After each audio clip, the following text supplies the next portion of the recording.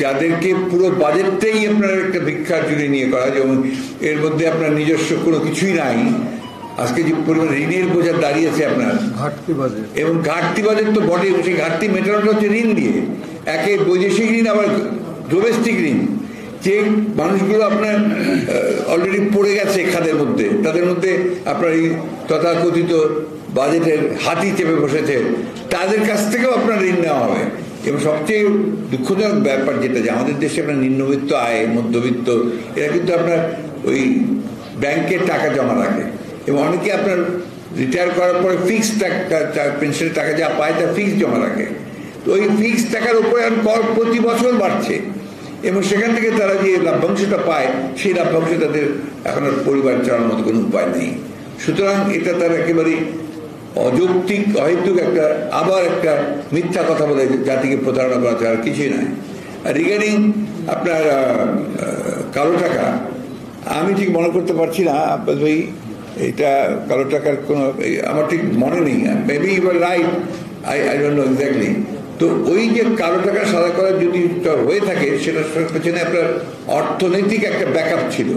অপ্রদর্শিত আয়, একই ব্যাপার। এটা ছিল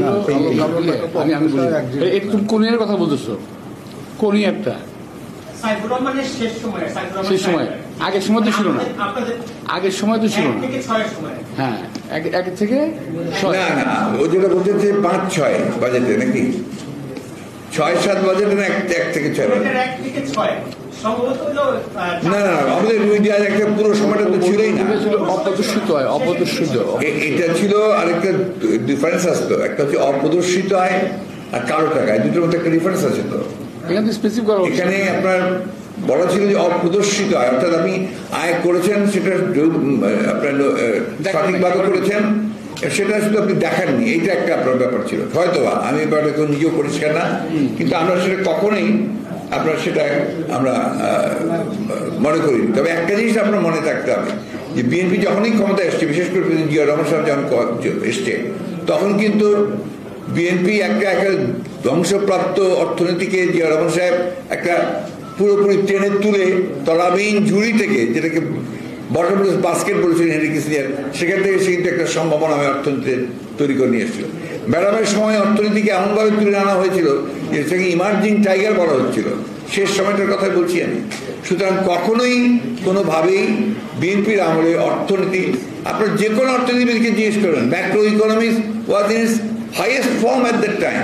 ম্যাক্রো ইকোনমি, যেটা সমষ্টিগত অর্থনীতি, এটা তার সবচেয়ে ভালো সময় ছিল বিএনপির সময়। আপনি আজকের বাংলাদেশ ব্যাংকের গভর্নরকে জিজ্ঞেস করবেন, তার আগের গভর্নরকে জিজ্ঞেস করবেন, আজকে যে সমস্যাগুলো তৈরি হয়েছে ব্যাংকিং সেক্টরে বা আর্থিক সেক্টরে, এটা কখনই বিএনপির সময় সেটা হয়নি। আর কালো টাকা সাদা করার কথা আপনি যেটা বলছেন না, এটা হতে পারে অপ্রদর্শিত আয়টুকু, এটা হতে পারে, আমি আমার সেটা ঠিক মনে, বাট তখন যে অর্থনীতির একটা স্টেবল কন্ডিশন ছিল। এখন তো আমাদের কথা না, প্রত্যেকটা অর্থনীতিবিদ বলছেন যে মহাসংকটে, এবং এমনও কথা বলছে যে আগামী বছরগুলোতে যে কি খারাপ অবস্থা আসবে, এটা আমরা ঠিক বুঝতে পারছি না। আর সরকারের সেদিকে তারা আবারও তাদের মেগা প্রজেক্ট নিয়ে পড়ে গেছে।